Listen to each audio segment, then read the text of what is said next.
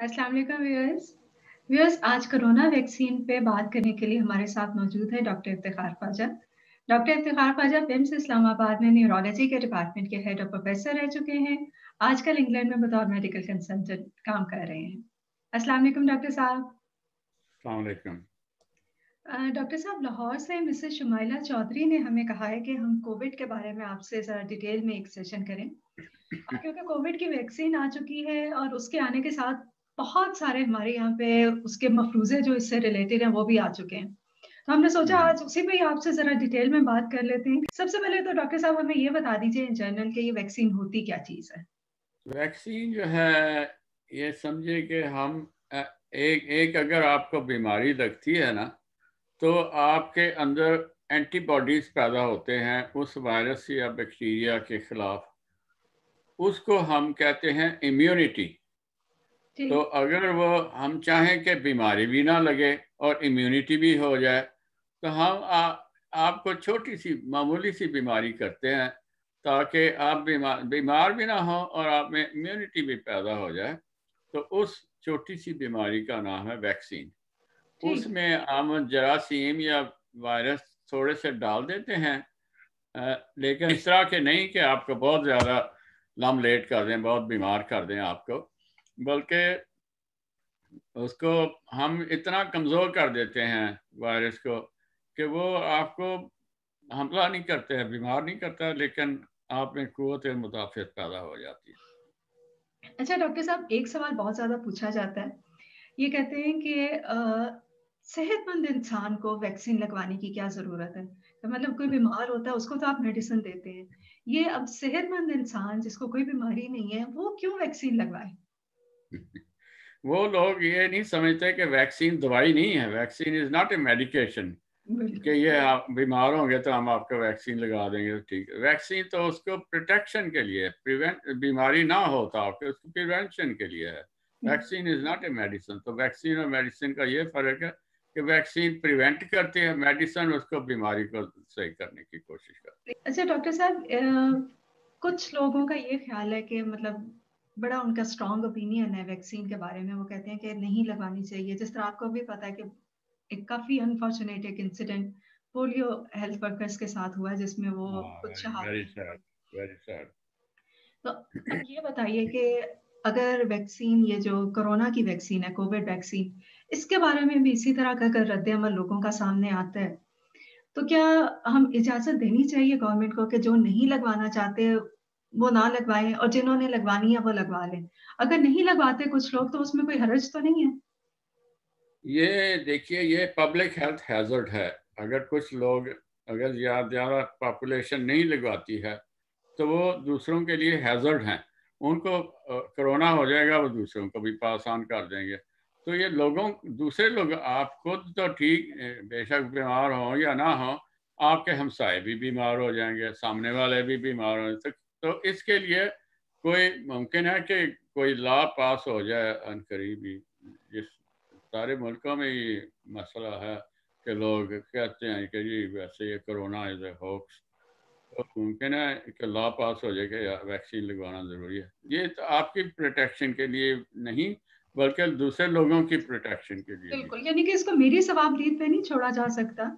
ये मैं फिर दूसरों के लिए खतरा बन रही हूँ अगर मैं खुद को वैक्सीनेशन नहीं वो यही जो एक फिलॉसफी है कि आपकी पर्सनल फ्रीडम से, इंडिविजुअल फ्रीडम से लोगों की फ्रीडम मुतासर होती है, तो वो आपकी फ्रीडम को हम कर्टेल कर देंगे। उसको बिल्कुल इतना ज़्यादा ठीक फ्रीडम ठीक नहीं है। ये है। फिलॉसफी। ये फ़राज़ खालिद साहब दुबई से पूछ रहे हैं, कहते हैं कि यहाँ पे मुख्तलिफ़ अक़साम की वैक्सीन मिल रही है, हम्म। जिनमें वो कह रहे हैं कि एक फाइज़र है, दूसरी साइनोफ़ार्म है जो कि चाइना की वैक्सीन है। तो हाँ। सवाल उनका ये है कि ये किस तरह से फ़ैसला किया जाए कि कौन-सी वैक्सीन हमारे लिए बेहतर है और इन वैक्सीन की जो मुख्तलिफ़ अक़साम है, इनमें क्या फ़र्क है? तो वैक्सीन इतनी माशाल्लाह इतनी आम हो गई है, पर लगता है कि रेडियो पर भी वैक्सीन मिलेगी और फेरी वाले आवाज लगाएंगे, वैक्सीन लगवा वैक्सीन लो। बिल्कुल।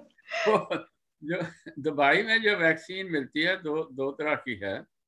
एक तो वो है चाइना वाली, वो है किल्ड वैक्सीन। किल्ड होता है, वायरस को वो मार देते हैं। लेकिन वायरस की जो एंटीजन है वो तो वैसी रहती है।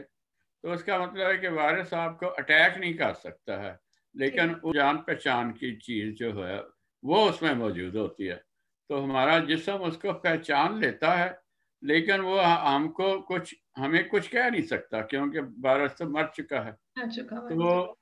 वो है चाइना की वैक्सीन, किल्ड वैक्सीन उसको कहते हैं। जी और दूसरी जो है मेरे ख्याल में फाइजर मिलती है, फाइजर वाली मिलती है। जी जी। फाइजर वाली वैक्सीन में वायरस नहीं होता है, बल्कि हम एक मैसेंजर इंजेक्ट कर देते हैं, हम अपना कारिंदा अंदर भेज देते हैं सेल्स के अंदर, कि जाके आप जिस तरह के वायरस के पार्टिकल्स नहीं होते उनको हम स्पाइक प्रोटीन्स कहते हैं, वो प्रोटीन बनाता है अंदर जाके, और उस प्रोटीन को फिर हमारा जो सेल्स है, हमारे जो फौज है, हमारी मुदाफ़ियती फौज जो है, वो उस प्रोटीन को रिकग्नाइज कर लेती है और फिर वो इम्यूनिटी पैदा कर देती है। तो जो रशिया वाले बनाते हैं वो वो और एस्ट्राजेनिका की, वो वायरस होता है उनमें, उनके अंदर एस्ट्राजेनिका यानी ऑक्सफोर्ड की जो है, और रशिया वालों की जो है, जो जमालिया या गमालिया कहते हैं, स्पुतनिक, तो ठीक उसके अंदर वायरस होता है। और वायरस, लेकिन कोरोना का वायरस नहीं होता है, एक दूसरा वायरस लेकर, कोई भी वो जो वायरस लेकर उसके अंदर ये पार्टिकल इंजेक्ट करते हैं, कोरोना के पार्टिकल। हमने अलग घर बना के उसके अंदर कोरोना को घुसा दिया और वो घर आपको इंजेक्ट कर दिया। तो ये भी बड़ी कारीगरी है। तो तो डॉक्टर साहब ये बताइए कि कौन सी वैक्सीन आपके ख्याल में बेहतर होगी हमारे लिए, और ये किस बुनियाद पे फैसला किया जाए कि कौन सी वैक्सीन लगवाई जाए?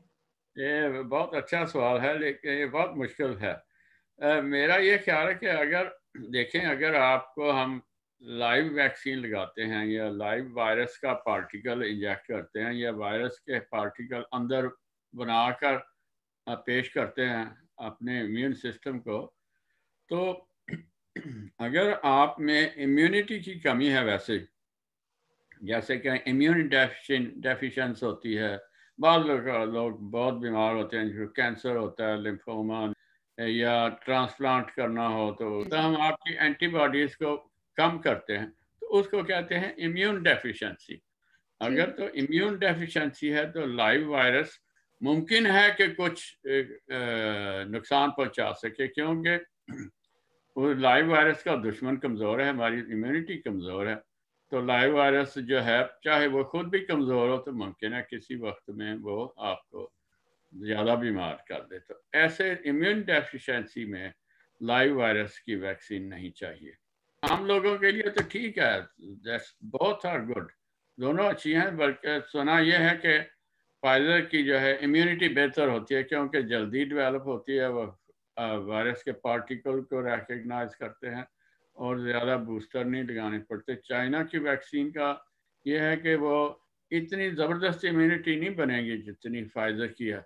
अभी भी लोग उस पर काम कर रहे हैं। फाइजर की वैक्सीन का कहते हैं कि 95% इम्यूनिटी होती है, तो चाइना की वैक्सीन को 70 to 80%, बल्कि दवाई तो कहते हैं 86% उसकी बनती है इम्यूनिटी। अगर आप अच्छे वाले हैं, सेहतमंद हैं, तो आपके लिए कोई भी ठीक है। जो हेल्थी लोग हैं वो कोई भी उनको मिल जाए वो अल्लाह का शुक्र करके लगा लें। अल्लाह का शुक्र अदा करके लगवा लें। अच्छा डॉक्टर साहब, आपने ये कुछ हमें वैक्सीन की किस्मों के बारे में बता दिया कि एक में तो वायरस किल वायरस या कमजोर वायरस है, वो है, और दूसरे में मैसेंजर भेजा जाता है जो कि जाके अंदर उसका, जिसे कहते हैं, एक डुप्लीकेट पैदा करता है। आपने बिल्कुल। तीसरी किस्म का जिक्र नहीं किया, एक और वैक्सीन है जिसका हमारे यहाँ पे बहुत ज्यादा जिक्र होता है, वो है चिप वाली वैक्सीन। ये बताइए कि ये चिप वाली वैक्सीन कौन सी है जो कि हमारे अंदर जाके हमें कंट्रोल करने वाली है?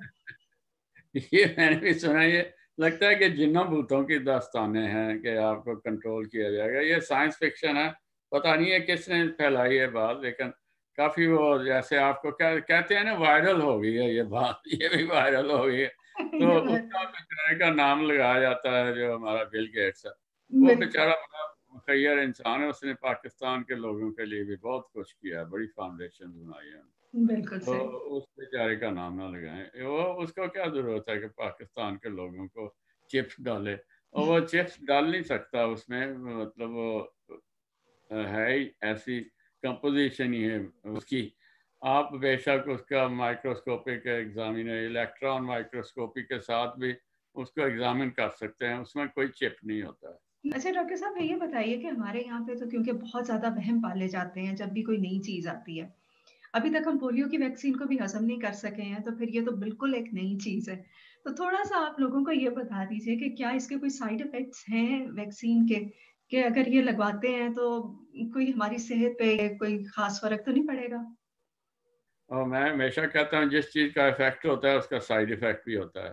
तो इसके साथ ये कि जहाँ टीका लगा है वहाँ बाजू में थोड़ा सा दर्द होगा, आपको स्टिफनेस हो जाएगी, एक दिन रहेगा।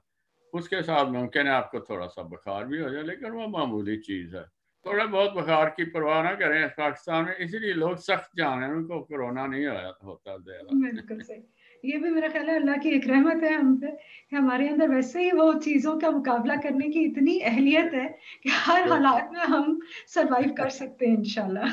लेकिन जो कमज़ोर ज़ईफ़ लोग जिनको पहले से काफ़ी सारी बीमारियां लगी हैं, उनकी जान का ख़तरा फिर भी है। तो इसलिए जब तक सारे लोग वैक्सीन नहीं लगवाएंगे, वो लोग फिर भी खतरे का शिकार हैं। तो उनको बचाना भी आपका फ़र्ज़ है। इंसानी हमदर्दी के तहत आप वैक्सीन अपने आप को लगाएं, ताकि आप उन उन बेचारों को भी बचा सकें। आपके ज़िम्मे समझिए कि बाकी की इंसानियत भी आपके ज़िम्मे है। आपने अपने आप को वैक्सीन लगवाई तो आप लोगों का भी बचाव कर रही हैं। इंसानी हमदर्दी करें। ठीक है, एक आपके शहर से हमें यूके से मिसेस सनाउल्लाह ने सवाल भेजा है। वो कह रही हैं अभी तक इस चीज़ का कोई सबूत नहीं है कि ये जो वैक्सीन है, ये इसके फैलाव को कोरोना के फैलाव को रोक पाएगी या नहीं रोक पाएगी। और फिर ठीक है। दूसरा वो ये कह रही हैं कि काफ़ी लोग होंगे जो कि नहीं लगवाएँगे ये वैक्सीन, जिस तरह से मैंने अभी बताया कि कुछ लोग वैसे ही वैक्सीन के अगेंस्ट हैं। तो कहती है जब इस तरह के हालात होंगे तो ये किस तरह से ये वबा खत्म किस तरह से होगी? और जब तक हम काफ़ी सारे लोगों को लगाने चुकेंगे, उस वक्त तक पता नहीं चलेगा कि ये ट्रांसमिशन को रोकती है या नहीं। लेकिन अकल की बात है कि अगर हम लोगों को बीमार होने से रोकेंगे, तो वो दूसरे लोगों को बीमार भी नहीं कर सकेंगे, तो इसका मतलब ट्रांसमिशन भी ख़त्म हो जाएगी। तो ये अकल की बात है ना। इसको कहते हैं कि इंटेलिजेंट डिडक्शन। आप डिडक्शन करते हैं कि अगर बंदा बीमार भी नहीं होता है, तो फिर फैलाएगा कैसे? कि उनका ख़्याल ये है कि जिस तरह से वो बहुत ज़्यादा एकदम से लोग बीमार होना शुरू हो गए और वो जो बहुत एक नंबर इंक्रीज़ कर गया, वो शायद कम हो जाए, लेकिन ये खतरा फिर भी मौजूद रहेगा वबा का। ये किस तरह से ये हो सकता है कि हम कंप्लीटली उस पहले वाली उसमें हालत में आ जाएँ जब हमें कोई किसी किस्म का कोई डर नहीं होता था, हम आराम से बाहर जा सकते थे। बिल्कुल, बिल्कुल। उस हालत में हम कब आएँगे? कब तक आ सकते हैं? हर सवाल का जवाब है वैक्सीन लगवाइए, और जितने आप लोग कम बीमार होंगे, उतने बीमारी फैलने फैलने का भी कम रहेगा। जब तक वैक्सीन नहीं आती है, तो आपने एहतियात तो वही करनी है। मास्क लगाना है, हाथ धोने हैं, जब किसी से हाथ नहीं मिलाना, ठीक। बगलगी नहीं होना, डिस्टेंस रखना है 2 मीटर का। ये तो एहतियातें जब तक वैक्सीन नहीं आती है उस वक्त तक एहतियातें। और जब आप वैक्सीन लगा भी लेते हैं तो फ़ौरन इम्यूनिटी नहीं हो जाती है, उसमें भी टाइम लगता है। तो इसलिए एहतियात यानी कि करें। डॉक्टर साहब फिर हम यही कह सकते हैं इसका जवाब यही है कि अपने हिस्से का काम करें और बाकी नतीजा जो है वो अल्लाह पे छोड़ दें। अपने हिस्से का काम करें। चलिए बहुत शुक्रिया डॉक्टर साहब, आज आपने हमारे ये वैक्सीन के बारे में काफ़ी सवालात थे, उनको हमें थोड़ा-सा क्लियर किया है और उम्मीद करते हैं कि इंशाल्लाह ये वैक्सीन के आने तक हम अपनी ये जो अपनी ज़िम्मेदारी है इसको पूरा करेंगे और वैक्सीन लगवाने में भी मेरा ख़्याल है हमें मुकम्मल तौर पे हर एक को राज़ी करना चाहिए कि वो हर सूरत में वैक्सीन लगवाएँ।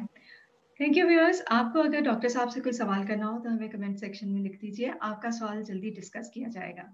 बहुत शुक्रिया डॉक्टर साहब। शुक्रिया। अस्सलाम वालेकुम।